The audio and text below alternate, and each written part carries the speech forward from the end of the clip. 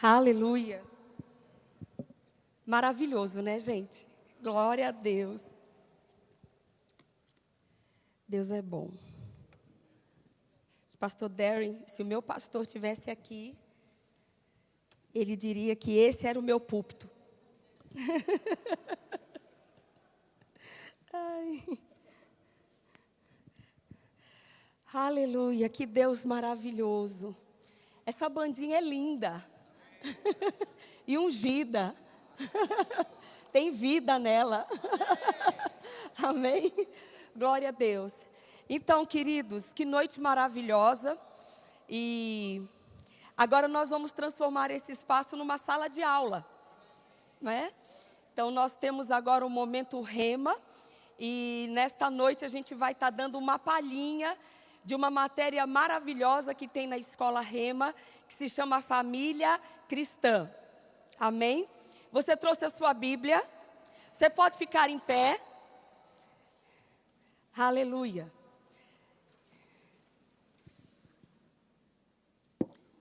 Então, com toda a alegria do seu coração, levanta a sua Bíblia e diz assim comigo: Pai Celestial, eu amo a Tua palavra, ela é vida para minha vida. E eu creio que o meu coração é uma boa terra. E nesta noite, a Tua palavra, que é semente de qualidade, será plantada na terra do meu coração. E ela não será roubada, não será esquecida, nem será abafada. Mas ela vai se misturar à minha vida e vai gerar muito fruto para a sua glória. Eu creio assim e assim eu declaro em nome de Jesus. Amém? Sabe, queridos, se você leva a sério o que você acabou de dizer, pode sentar. Isso já vai fazer uma grande diferença na sua vida. Você prestou atenção no que você acabou de dizer? Você disse que o seu coração é terra boa. E disse que a palavra que você ouve, você não vai esquecer.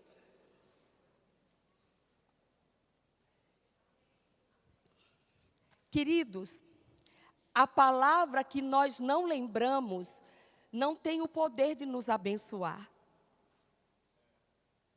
Amém?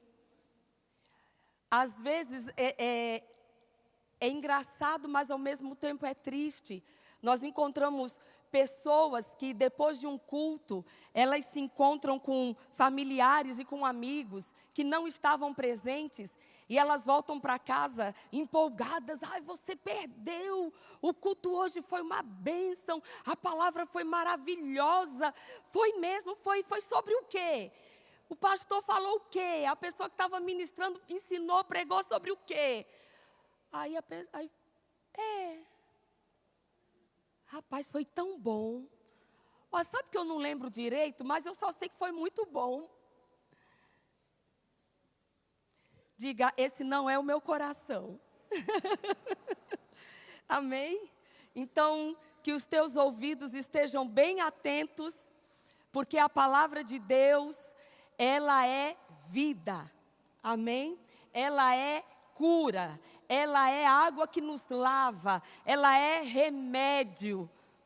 Ela é vacina. Ela é luz. Ela é instrução. Ela é salvação.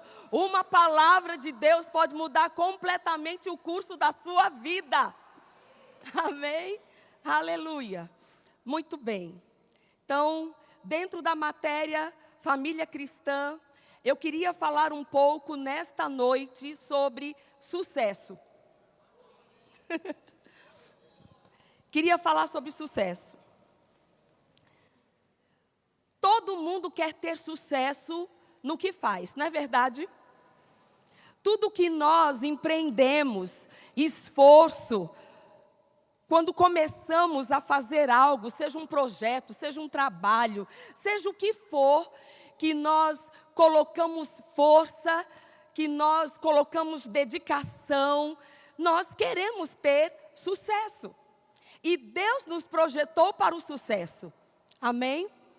Deus é o primeiro a querer que a gente seja bem-sucedido em todas as áreas da nossa vida. Ele quer que tudo aquilo que a gente coloque a mão, que dê certo, que prospere, que a gente tenha bom êxito. Amém?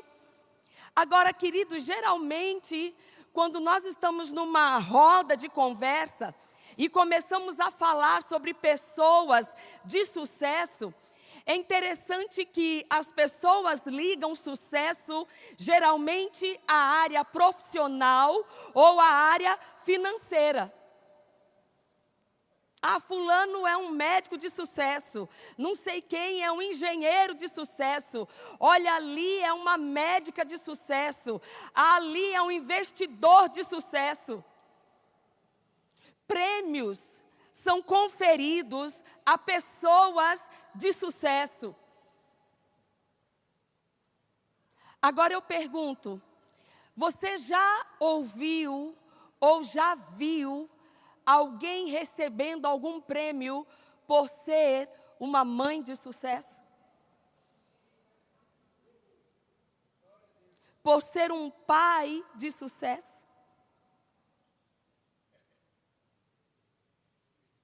Já viu como nós ligamos sucesso apenas a profissão e dinheiro? Mas esquecemos que o sucesso começa dentro de casa. Amém? Sabe, queridos, que existem muitas pessoas que reconhecidamente são um sucesso. E são reconhecidos nas suas cidades, nos seus países, como profissionais, pessoas que se despontam em alguma área e elas são reconhecidas como pessoas de sucesso. Agora, é uma pena que muitas vezes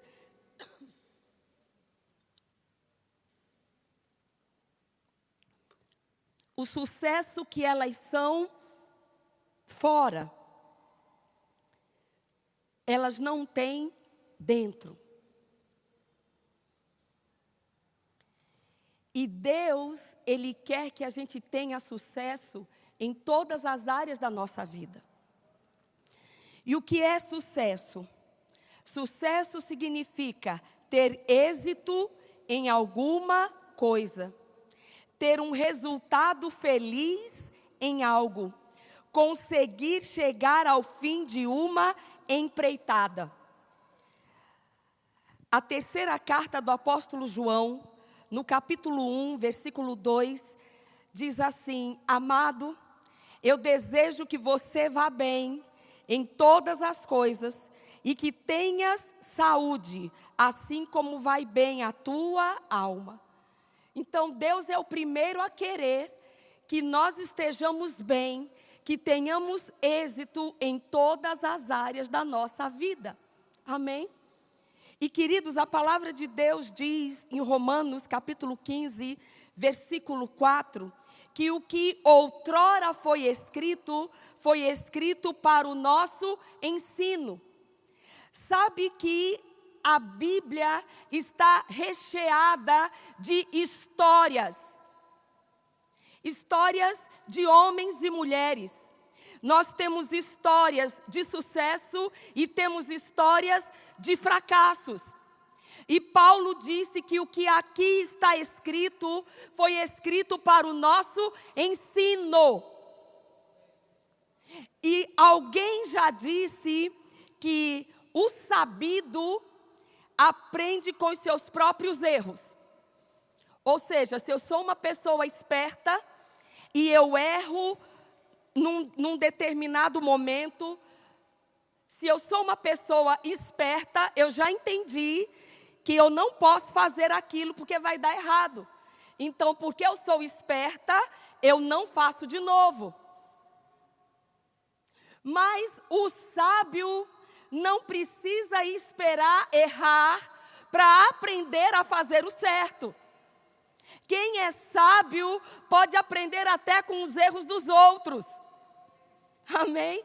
E quando Paulo diz que o que outrora foi escrito para o nosso ensino, isso significa que, ao ler as Escrituras, eu posso aprender com as boas histórias, mas com as histórias ruins também. Como assim, Zulei, que eu posso aprender com as histórias ruins? Porque as histórias ruins me mostram um caminho pelo qual eu não devo ir. Então eu vou ver quem errou e vou dizer, eu não vou por esse caminho. Amém? Aleluia. Quantos concordam comigo que o rei Davi foi um rei de extraordinário sucesso?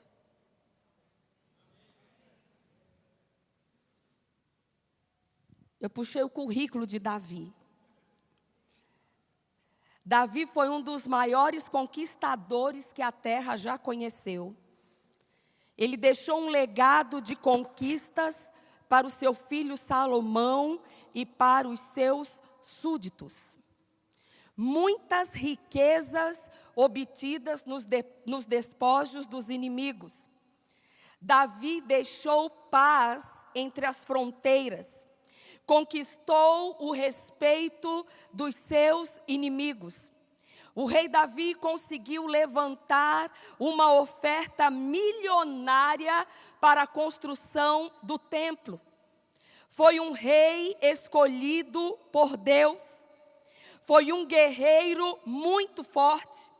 Foi um poeta ungidíssimo, muito inspirado por Deus. Ele foi rei, mas também foi profeta. Foi um adorador extravagante. Foi um rei amado por Deus, amado pelo seu povo, amado pelo seu exército.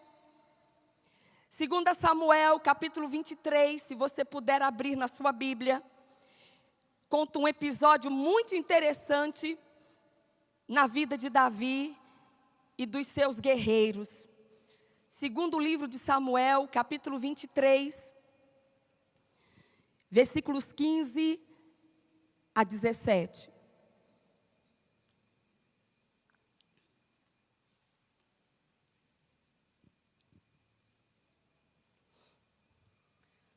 Suspirou Davi e disse: quem me dera beber água do poço que está junto à porta de Belém.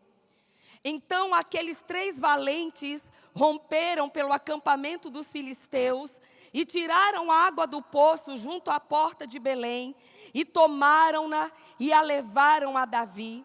E ele não a quis beber, porém a derramou como libação ao Senhor e disse: longe de mim, ó Senhor, fazer tal coisa.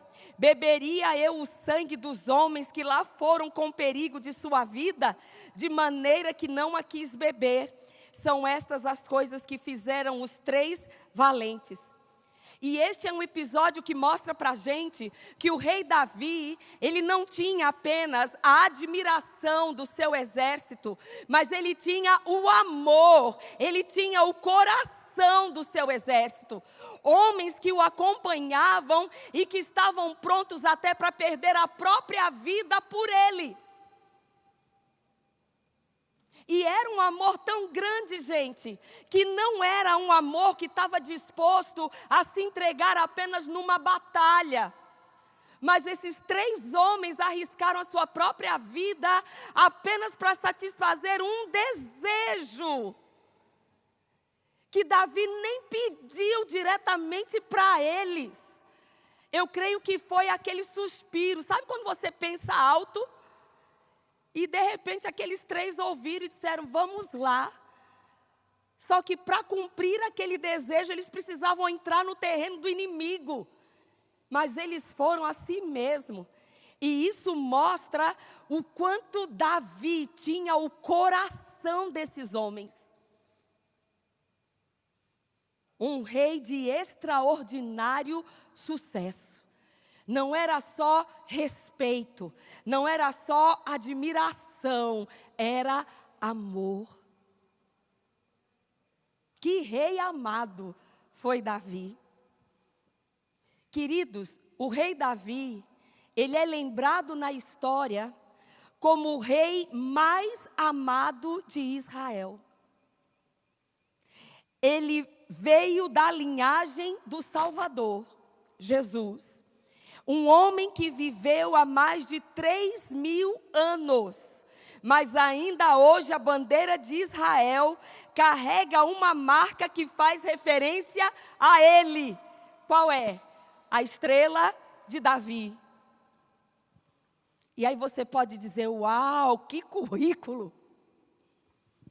Mas sabe, queridos, infelizmente, Davi, ele engrossou as fileiras daqueles que são um sucesso só fora de casa.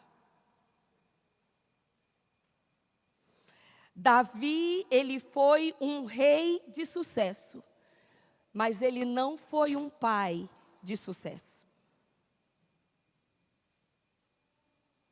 E eu quero nesta noite abordar um pouco, dentro da matéria família cristã, abordar um pouco o nosso relacionamento com os nossos filhos. Quem é pai e mãe aqui? A maioria. Diga assim, Deus me projetou para ser um pai de sucesso, para ser uma mãe de sucesso. Queridos, Davi, ele teve muitos filhos, e alguns, a Bíblia fala claramente a história deles e o nome deles, mas quando você começa a ver o histórico das coisas que aconteceram dentro da casa do pai Davi, nós agora vamos falar do pai Davi. Lembre-se de que ele era o rei, a autoridade máxima no país, na nação de Israel. Um homem de extraordinário sucesso no seu reinado, mas decadente dentro de casa. Sucesso do lado de fora, tragédia dentro de casa. Currículo de vitórias assombrosas do lado de fora. E quanta derrota dentro de casa.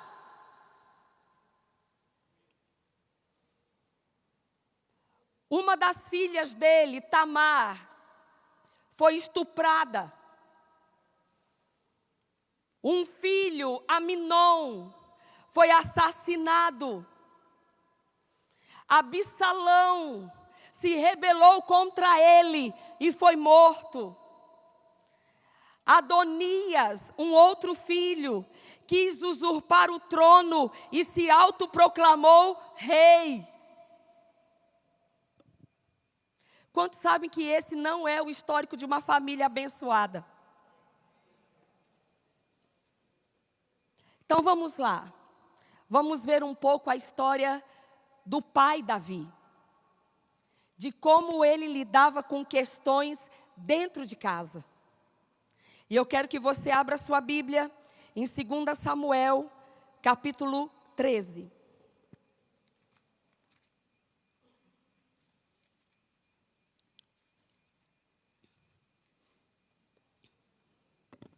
E quando nós estávamos na hora do louvor, Deus colocou uma palavra no meu coração para falar para vocês nessa noite. Amém? E já já você vai entender. 2 Samuel, capítulo 13, a partir do 1º versículo. Absalão, filho de Davi, tinha uma irmã muito bonita chamada Tamar. Aminon, outro filho de Davi, apaixonou-se por ela. Nós sabemos que Tamar era meia-irmã dele. Eles eram filhos do mesmo pai, mas não da mesma mãe. Aminon ficou tão obcecado por Tamar que adoeceu. Ela era virgem e Aminon imaginou que seria possível possuí-la. Contudo, Aminon tinha um amigo. Diga, Aminon tinha um amigo. Agora olha que qualidade de amigo. Um amigo muito astuto, chamado Jonadab. Ele era filho de Simeia, irmão de Davi. Certo dia, Jonadab disse a Aminon: qual é o problema? Por que o filho do rei parece tão abatido todos os dias? Aminon lhe respondeu: eu estou apaixonado por Tamar, irmã de meu irmão Absalão.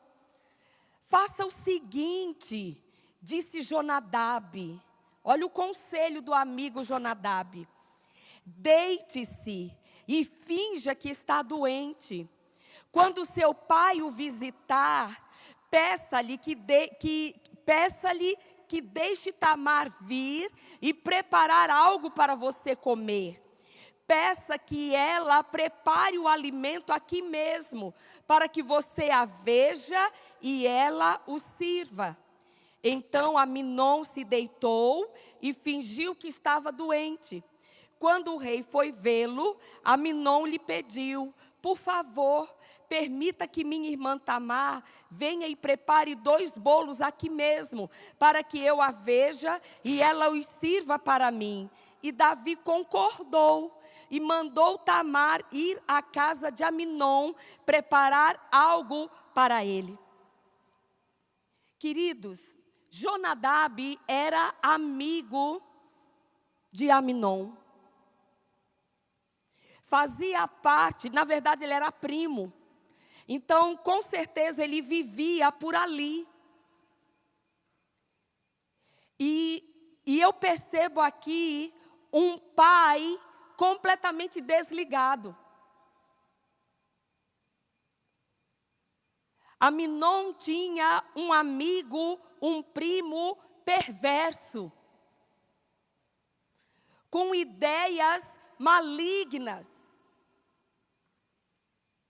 E Davi não sabia disso.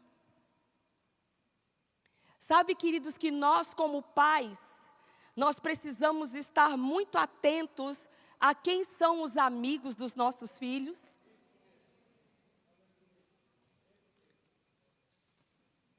Com quem eles se relacionam, se essas amizades fazem bem para os nossos filhos,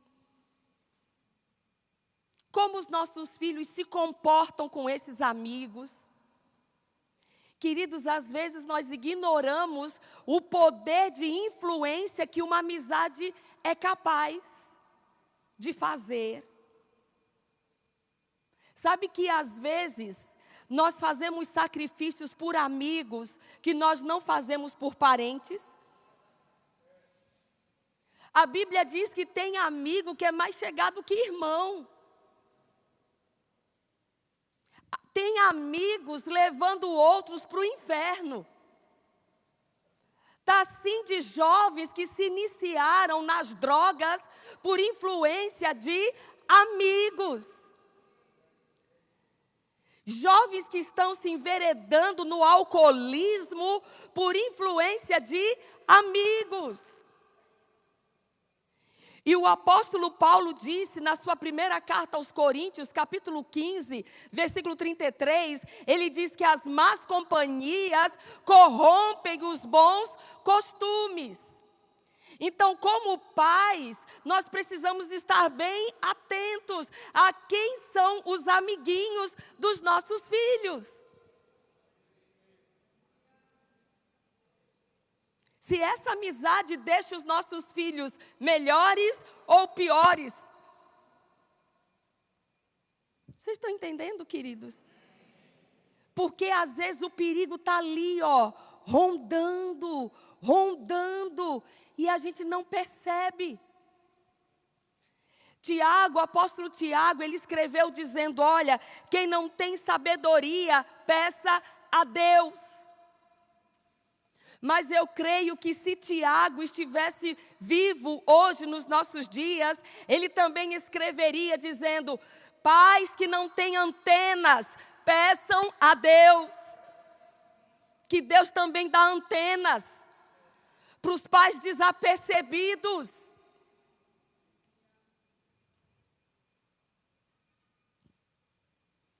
Um dia desse, teve uma confraternização de adolescentes no condomínio onde eu moro. Assim de adolescente, a maior bagunça lá. E no dia seguinte, eu estava conversando com uma moça que faz a limpeza no condomínio. E aí ela disse: Zuleika, você não sabe a bagunça que aqueles meninos fizeram ontem. Porque a confraternização foi até a noite. Eu disse: o que foi? Eu só ouvi a brincadeira, eles rindo. Ela disse: minha filha, não tinha um adulto com eles. Eu não sei como, mas eles estavam com garrafa de cerveja, com garrafa de uísque. Beberam tanto, alguns começaram a vomitar. Tinha vômito na beira da piscina, tinha vômito dentro da piscina. A maior sujeira, a maior bagunça. Teve adolescente que ficou bêbado. E onde estavam os pais? Nos apartamentos. Não tinha um pai lá.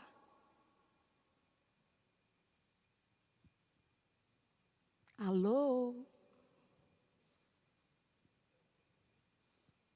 Então, queridos, nós precisamos estar atentos.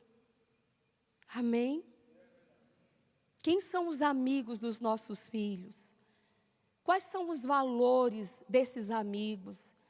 De vez em quando, dá uma olhada para ver o que os nossos filhos andam visitando nas redes sociais. Com quem eles andam se relacionando nas redes sociais. Que tipo de programa eles andam acessando. Uma amiga minha, ela ficou escandalizada porque ela disse: Zuleika, eu encontrei um desenho para criança, pequenininha, desenho animado, uma bonequinha, que ensinava as crianças a fazerem, sabe o quê? Se enforcar. Desenho animado, ensinando as crianças a se enforcarem. Eu sou da geração de que os filhos brincavam na rua, junto com a molecada. A gente brincava de amarelinha, de pega-pega, de esconde-esconde, corria, ficava suado, fedorento. Quando dava 4 horas da tarde, era só as mães chamando: fulano, vem para casa, vem tomar banho. Aí lá entrava a meninada, todo mundo para tomar banho, para esperar o pai chegar em casa. E era tão bom. Mas hoje nós temos uma falsa sensação de segurança, de que os nossos filhos estão muito bem porque eles estão dentro de casa. Mas pode ser que eles estejam mais inseguros do que se estivessem brincando no portão. Correndo mais perigo do que se estivessem brincando no portão. Uma outra coisa que me mostra aqui o quanto Davi era um pai completamente desligado, é que ele não notou nenhuma estranheza no pedido que Aminon faz. Tamar, ela era uma princesa, ela não era uma serviçal. Era irmã dele. E aí o camarada: ai pai, eu estou doente. Manda aqui Tamar, eu só quero Tamar. Eu não quero mais ninguém. Manda Tamar vir fazer um bolo para mim, eu quero que ela faça aqui. E o pai tonto: peraí meu filho. Nós temos servas no palácio. Nós temos cozinheiras no palácio. O que você está querendo com a sua irmã? Então nós temos aqui, queridos, um pai completamente desligado. Tão sábio como o rei, tão focado como rei, mas tão desligado dentro de casa. Tão desligado como pai. Vocês estão entendendo? E aí, gente, a desgraça aconteceu. A gente não vai ler para a gente poder ganhar tempo, e você pode fazer isso na sua casa, mas o pai permitiu, e Aminon fez a desgraça, estuprou a irmã. Como não era amor coisa nenhuma, era só lascívia, era só um desejo maligno. A palavra de Deus diz que assim que ele conseguiu o que ele queria, ele teve nojo dela e botou ela para fora do quarto dele. E essa moça ficou devastada. Então instala-se a tragédia na casa desse pai. Um irmão violentando uma irmã. Só que aí, gente, entra na história um outro filho, que é quem? Absalão. E a história diz que o pai Davi só ficou furioso. O pai Davi não deu uma surra nesse filho tarado. O pai Davi não deu nenhuma sentença de castigo, de disciplina para Aminon. A Bíblia diz que ele só ficou muito furioso, ficou muito chateado, mas não passou disso. Sabe aqueles pais que falam muito alto, que esbravejam, mas não passa disso? E aí, quem tomou as dores do que aconteceu com a irmã? O outro irmão, o Absalão. E, gente, ao contrário do que muita gente pensa, que o tempo cura todas as coisas, nem sempre. 2 anos se passaram e o irmão Absalão continuava nutrindo ódio por Aminon. E sabe o que aconteceu? Depois de 2 anos, Absalão resolve dar um banquete na casa dele, manda chamar todos os irmãos. No meio dos irmãos está quem? Aminon. Mas aquilo era uma trama. Ele já tinha planejado tudo. E qual era a trama de Absalão? Vou encher a cara do meu irmão de goró. Quando ele estiver bem bêbado, aí ele deu ordem aos servos dele: podem matar meu irmão. E fiquem tranquilos que a responsabilidade não virá sobre vocês, virá sobre mim, porque vocês estão executando ordens minhas. E foi o que aconteceu. Então, veja, gente, a Bíblia diz que um abismo chama outro. Aí nós temos um estupro dentro da casa. Agora nós temos um assassinato dentro da casa. E Absalão fugiu. Passou 3 anos fora na casa do avô. Depois o pai manda chamá-lo, mas não quer olhar para a cara dele. Só traz ele de volta para morar em Jerusalém. Sabe, queridos, quantos sabem que quando nós temos problemas, nós precisamos enfrentar os problemas?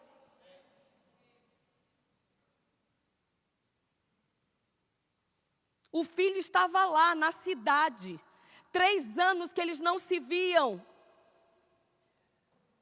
Mas o pai não queria ver Absalão.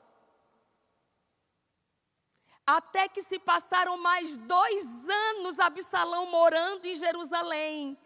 3 com 2 dá quanto? 5 anos. Sem pai e filho conversarem. Sem pai e filho se verem. E aí Absalão resolve fazer uma tragédia, uma perversidade, para chamar a atenção do pai e dizer: ei, eu estou aqui, viu? 2 Samuel capítulo 13, a partir do versículo 23.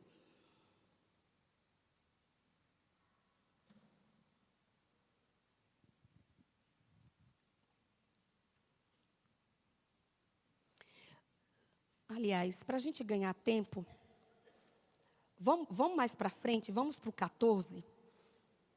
É melhor.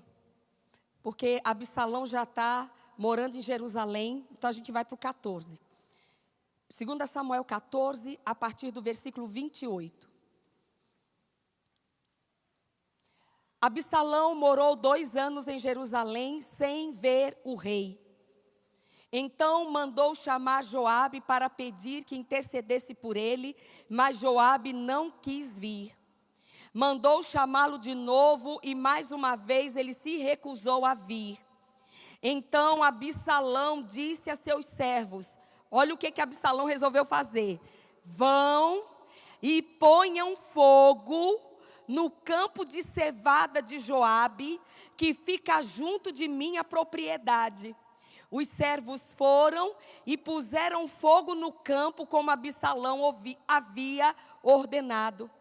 Então Joabe foi à casa de Absalão e lhe perguntou: por que seus servos puseram fogo em meu campo? Absalão respondeu: eu quero que você pergunte ao rei, porque ele me trouxe de Jesus, se não pretendia me receber. Teria sido melhor eu ficar onde eu estava. Eu quero ver o rei. Se ele me considera culpado de algo, então me mande matar. Joabe contou ao rei o que Absalão tinha dito. Por fim, Davi mandou chamar Absalão.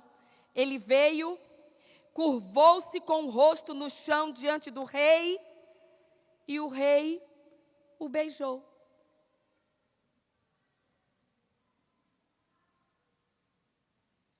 Que tal? Um monte de coisas mal resolvidas. 5 anos sem esse pai e esse filho se verem. E aí Absalão força a barra, manda tacar fogo no campo de um grande amigo de Davi. Ele diz: por que você fez isso? Porque eu quero que você fale com o rei, que eu quero vê-lo. Se ele não queria me ver, por que ele me chamou? E sabe, queridos, eu aprendo aqui que Absalão, ele fez uma coisa perversa, mas era só para chamar a atenção. E sabe que muitas vezes tem filhos fazendo coisas ruins dentro de casa, traquinagens dentro de casa, só para chamar a atenção. Coisas que às vezes nós consideramos como mal educação, rebeldia, um comportamento inadequado, grosseiro, áspero. Mas às vezes a gente não para prestar atenção, para identificar o que está por detrás desse tipo de comportamento. Porque nem sempre meu filho foi assim, nem sempre minha filha foi desse jeito. O que está acontecendo agora? E às vezes, queridos, é só um pedido de: ei, eu estou aqui, dá para você olhar para mim? Você tem um tempo para mim, por favor?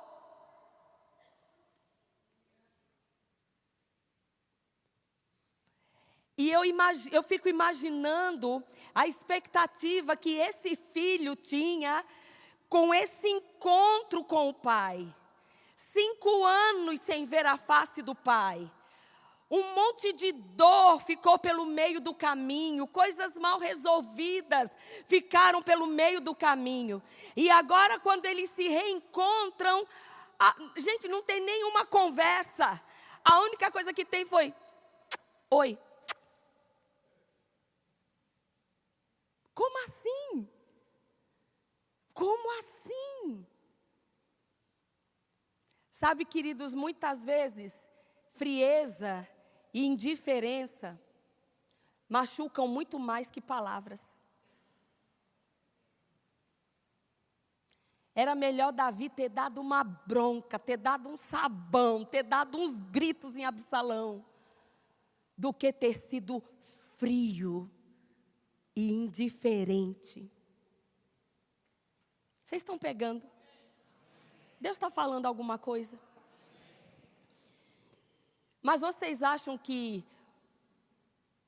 o quadro familiar parou por aí? Não. Tem um outro filho que aprontou também. E eu quero que você vá para a 1 Reis.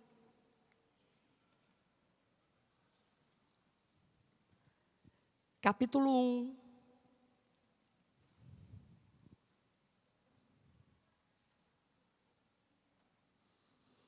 Versículo 5. Agora nós vamos ver o comportamento de um outro filho de Davi, que se chama Adonias. Nesse momento aqui, queridos, a Bíblia diz que Davi já estava bem idoso. Agora, olha a situação dentro de casa. 1 Reis, capítulo 1, versículo 5. Por essa época, Adonias, filho de Davi e Agite, começou a se gabar. Eu assumirei o trono. E ele já sabia que a vontade de Davi era que Salomão o sucedesse. Mas ele aqui estava usurpando o trono do pai. Eu assumirei o trono. Providenciou carruagens e cavaleiros e também 50 homens que serviam como sua guarda de honra. Então nós vemos aqui Davi já na velhice e os filhos ainda aprontando. E Adonias agora se levanta para tentar tirar logo o trono do pai. Agora, gente, veja o que está escrito no versículo 6. Seu pai. Quem era o pai de Adonias? Diga o rei. O rei de sucesso, gente. O rei guerreiro. O rei de grandes vitórias. O rei que sabia ser forte com os seus inimigos. Agora veja o versículo 6. Seu pai nunca o havia disciplinado, nem sequer lhe perguntava: por que você está fazendo isso? Sabe o que é isso, queridos? Uma criança entregue. Adonias cresceu cheio de vontade. Adonias nunca foi contrariado. Adonias nunca recebeu um não. Quando ele aprontava, o pai nem perguntava: ei, rapaz, por que você está fazendo isso? Não, de jeito nenhum. E sabe, queridos, alguém já disse que uma das piores coisas que os pais podem fazer para estragar o caráter dos seus filhos é criá-los sem disciplina e sem limites. Quer estragar um filho? Crie ele sem limites. Crie ele sem regras. Crie ele fazendo tudo que ele quer fazer. E espere para você ver o resultado.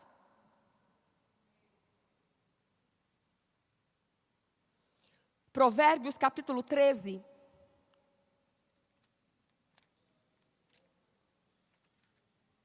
Provérbios. Nós estamos numa aula de família, amém? Provérbios capítulo 13, versículo 24. Quem não corrige os filhos, mostra que não os ama. Quem ama os filhos aqui? Então, olha o que a Bíblia está dizendo. Quem não corrige, mostra que não os ama. Quem ama os filhos, se preocupa em discipliná-los. Provérbios 23.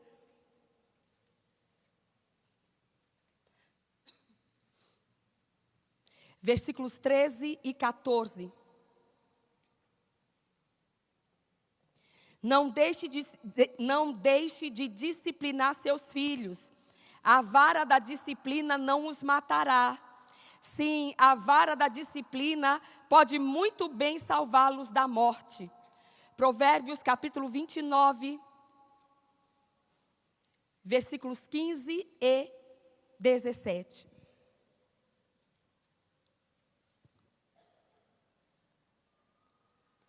A criança que é corrigida se torna sábia, mas o filho indisciplinado envergonha sua mãe.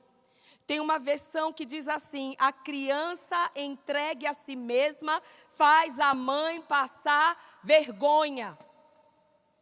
Quem já ouviu aqui um ditado que diz que costume de casa vai à praça? E vai mesmo, gente. Como é que você, dentro de casa, seus filhos não têm limites? Não tem o mínimo de regra, de educação, de controle. E quando chega do lado de fora, você quer que as regras funcionem. Não vai funcionar. Só vai funcionar do lado de fora se isso já for real dentro de casa.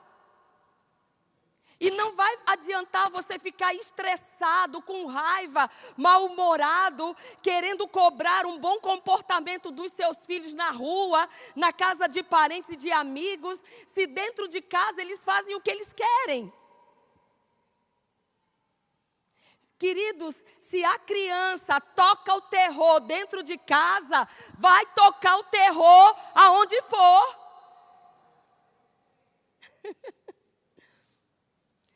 Tem meninos na igreja que são conhecidos como tsunami. Crianças na igreja que são conhecidos como terremoto. O terremoto vem aí. Tsunami vem aí. Uma vez eu ouvi uma coisa terrível. Um adulto dizendo sobre um menino: o demônio da Tasmânia vem aí. Porque o menino era virado. E eu sempre conto isso porque para mim isso me marcou. Uma irmã veio pedir uma vez um aconselhamento para mim, dizendo: irmã Zuleika, eu queria ajuda. E eu disse: pode falar, irmã. Ela disse: minha irmã, eu não sei o que eu faço mais com meu filho. Ele não me obedece. Eu não consigo ter voz com ele. E eu perguntei: querida, quantos anos tem seu filho? Porque a gente sabe que para cada fase, né, para cada etapa, existe um tratamento diferente. E aí eu imaginando que ela me diria: meu filho tem 14 anos, meu filho tem 16 anos. Ela me disse: meu filho tem 4 anos.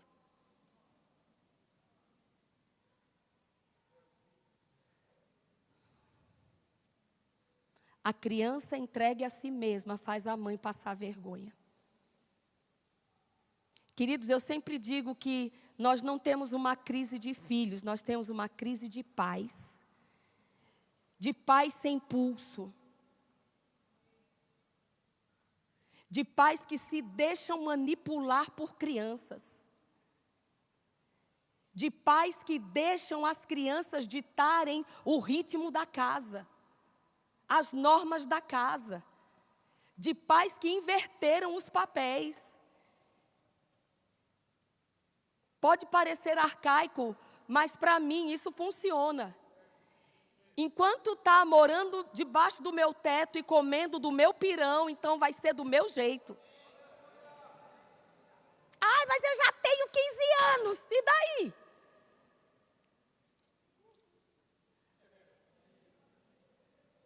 Está debaixo do meu teto, está comendo do meu pirão, filho, é do meu jeito. Não são os filhos que fazem as regras, são os pais.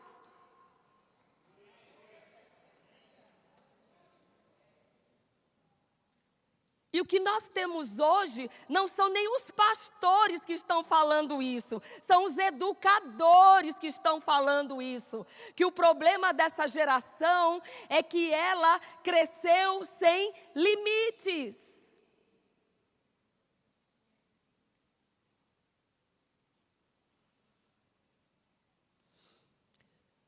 Versículo 17 de Provérbios 29. Discipline seus filhos, e eles darão paz ao seu espírito e alegria ao seu coração. Sabe, queridos, eu acredito que uma das coisas que tem sido um grande obstáculo para que os pais possam desempenhar bem os seus papéis junto aos seus filhos é uma coisa chamada falta de tempo. Porque para você instruir, você precisa estar perto. Para você ensinar, você precisa estar perto. Para você disciplinar, você precisa estar perto. Para você perceber o que anda acontecendo, você precisa estar perto. E para você estar perto, você precisa ter tempo. Mas a vida moderna nos levou para um ritmo tão alucinante e tão distante do ideal. Hoje nós vemos as mulheres sendo mamães e depois que passa aquele período, né, da licença, aí lá vai a criança passar o dia inteiro num hotelzinho. Nós temos hoje as escolas tempo integral, que são maravilhosas, cuidam dos nossos filhos, mas será que é o melhor? Termos filhos para eles ficarem de 7 da manhã às 6 da tarde dentro de uma escola?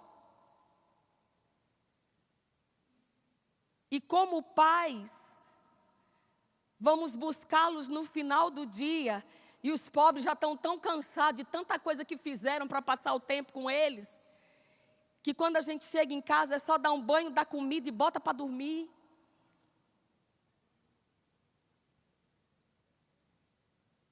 O modelo mudou. Vocês estão entendendo, queridos? Então o que eu faço, professora? Dê seus pulos. Mas você precisa ter tempo de qualidade com seus filhos. Se a sua semana é desse jeito, é mãe para um lado, pai para o outro, meninos para o outro, rapaz, pelo menos uma vez na semana você tem que juntar a sua casa. E juntar a casa, e não é para cada um ficar num canto com o WhatsApp, não. Cada um ficar no seu Instagram e no seu Facebook, não. É juntar todo mundo e ficar um para o outro. Chega, bora aqui, todo mundo junto. Hoje está confiscado o celular. Hoje o dia é só nosso. Gente, às vezes eu fico imaginando se alguém hoje decretasse, vamos fazer jejum de celular.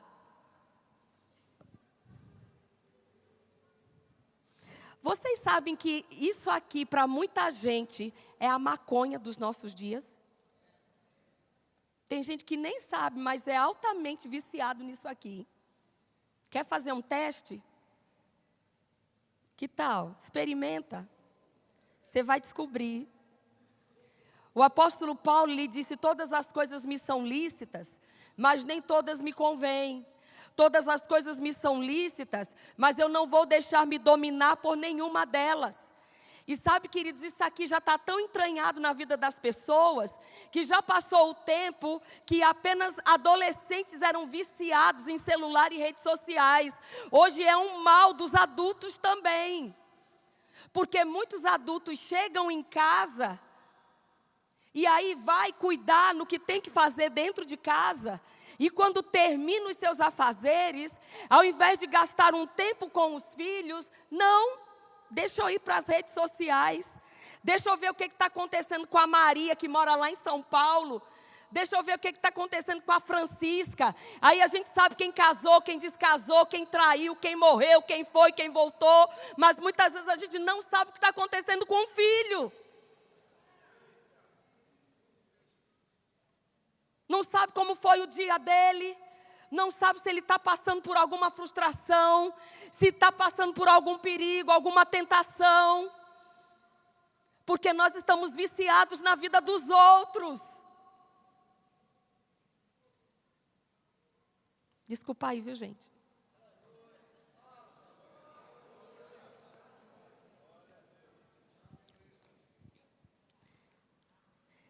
Tempo. Quantos sabem que o tempo passa muito rápido? Uau, como passa rápido. Gente, parece que foi ontem. Eu tenho um filho com 30 anos.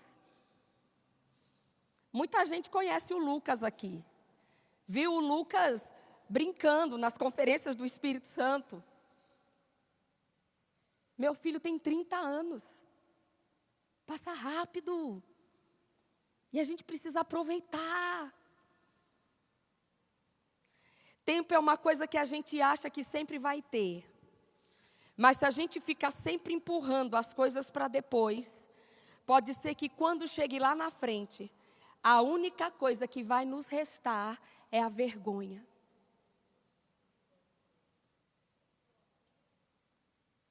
Deixa eu contar algo que eu vivi uma vez. Eu fui dar aula num rema, fora de Aracaju. E a Amadinha que foi me buscar, ela tinha um costume. E qual era o costume?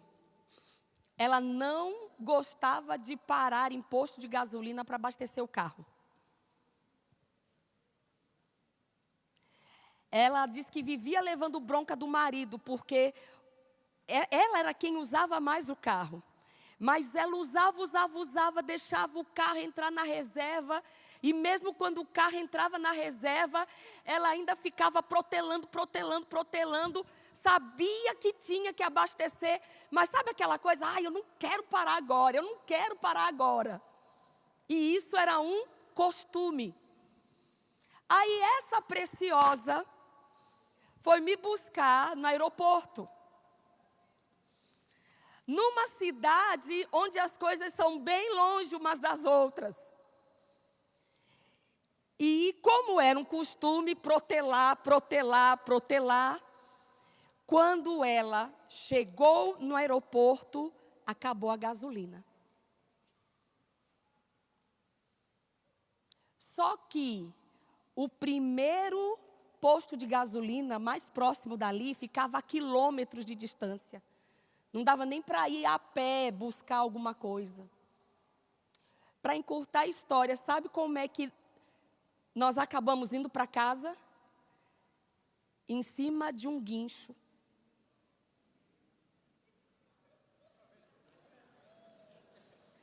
Professor do Rema tem cada história para contar que vocês nem imaginam. Faz parte. Mas eu fiquei de boa, mas eu fiquei imaginando o constrangimento que ela estava passando. Como é que você é separada para ir buscar alguém no aeroporto e você não se atenta que o carro está na reserva, não para colocar gasolina, e porque isso já era um costume, e aí você tem que levar a visita dentro de um carro, em cima de um caminhão guincho. Por quê, queridos? E aí eu fiquei meditando naquilo, eu disse, é interessante. Tem coisas que quanto mais a gente protela, depois eu faço, depois eu vejo, depois eu faço.